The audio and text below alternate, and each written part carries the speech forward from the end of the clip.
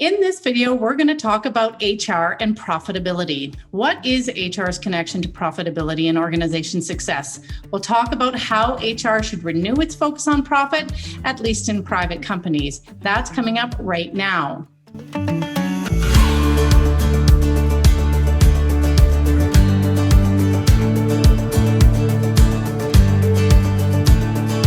Hi there, I'm Andrea Adams and the host of HR Shop Talk. It's a show where you get some expert insight into HR. I encourage you to subscribe to the show by clicking on the button at the bottom of the screen so you continue to learn from those who know. Today, my guest is Foster Williams. He's the president of Everlast Consulting Solutions. He has years of HR experience helping organizations achieve or improve profitability through their people practices. Hi, Foster. How are you? Good. Glad to be here. Yeah. So Foster, when we were talking before this, it became clear that you're pretty passionate about HR's contribution to profitability. Tell me why. Well, it started at an early age. Post World War II, my dad opened up a concrete finishing business in Southern Ontario. My father's reputation expanded. He got busier. And sure enough, he started to feel a great deal of stress.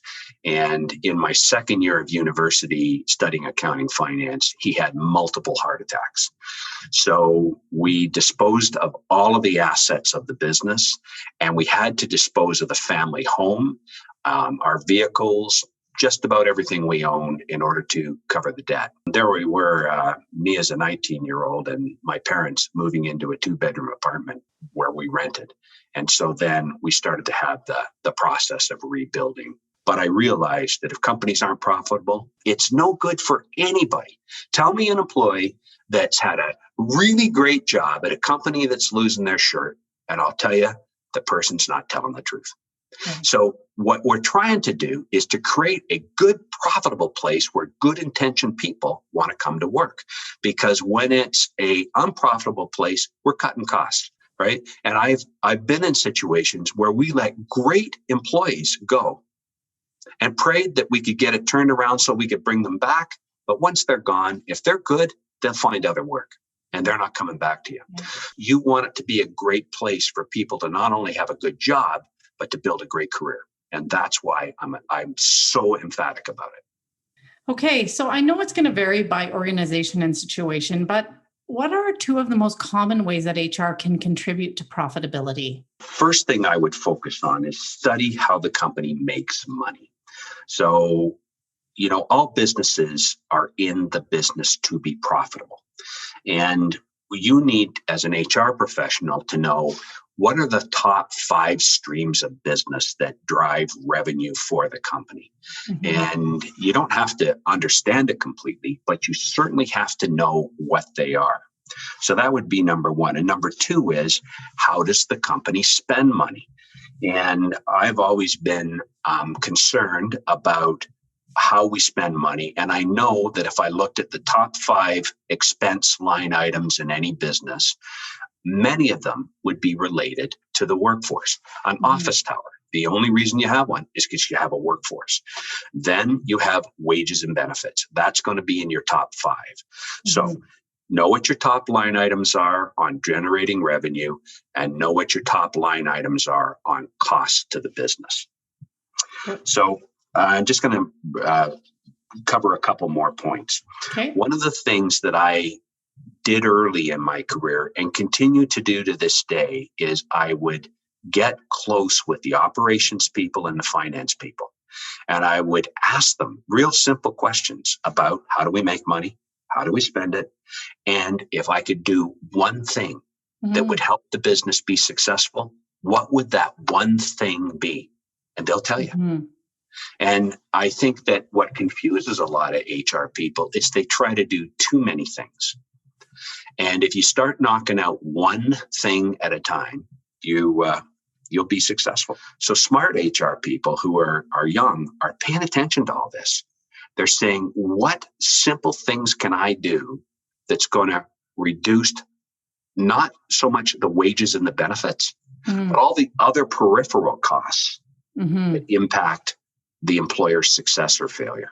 So if you found this interesting or compelling, subscribe and you're going to see all the episodes and talk to us. How do you think HR can contribute to profitability or organizational success?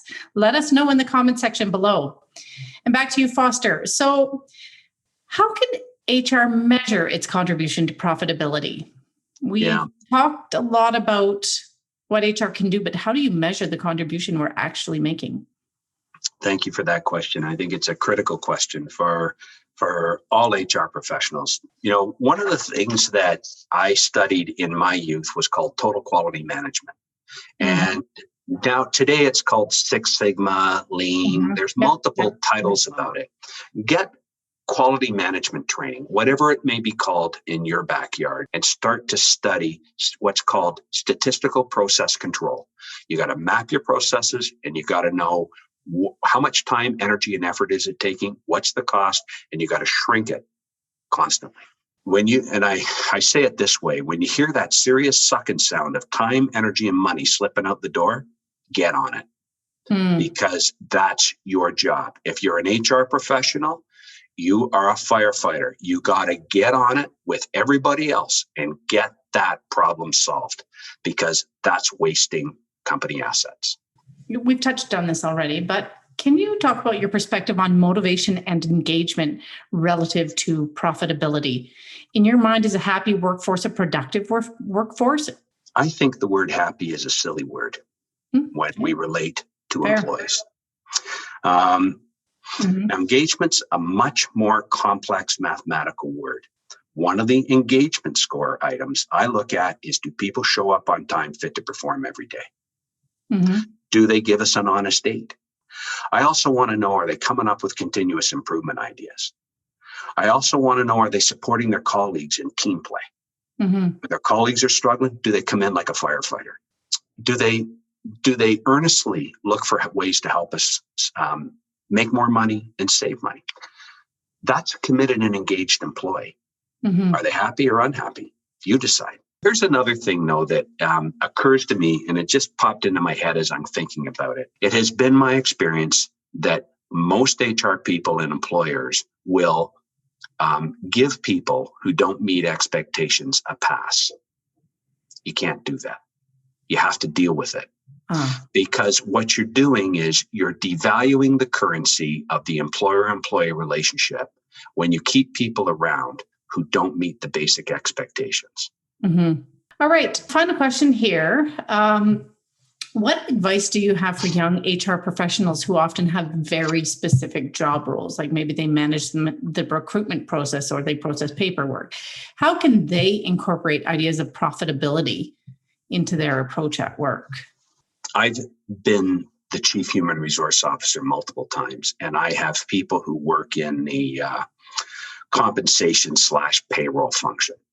What I talk to them about is data accuracy, getting it right the first time, every time, and that they help us if we never have an error.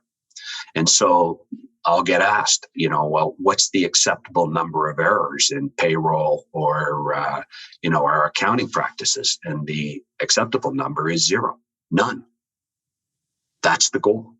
And so I'll talk to them about the importance of getting it right the first time. I will tell you that, other things you must do. You got to be a student of the game. And one of the dilemmas I have with some folks that I encounter is they've quit reading good textbooks and studying. I got one out today that I wanted to show you. It's HBR's 10 on Change. Okay. This is one that I got many years ago. I don't know what year this one was published, but I have used this as a training manual for many supervisory groups I work with. And we'll meet once a month and we'll study one of the 10 articles. So you got to read it this month, and then we're going to have a workshop at the end of the month to study it. So this is an example of a great way to keep people continuously learning and thinking at a very low cost. Things that I've explained to my own children: if you can get a certification in project management, you will grow. you will grow personally about how to organize and execute a task, a project. And if you're a good HR person and you're looking for ways to help your company improve all the time, that project management certificate is going to benefit you greatly. Right. So thanks, Foster. HR professionals need to think about their contribution to the bottom line and align our work with success. Metrics and measurement is how we know we've been successful. And I'll be doing an episode, at least one episode on metrics sometime soon. I'll add a link when it's available. Thanks for watching and see you next time.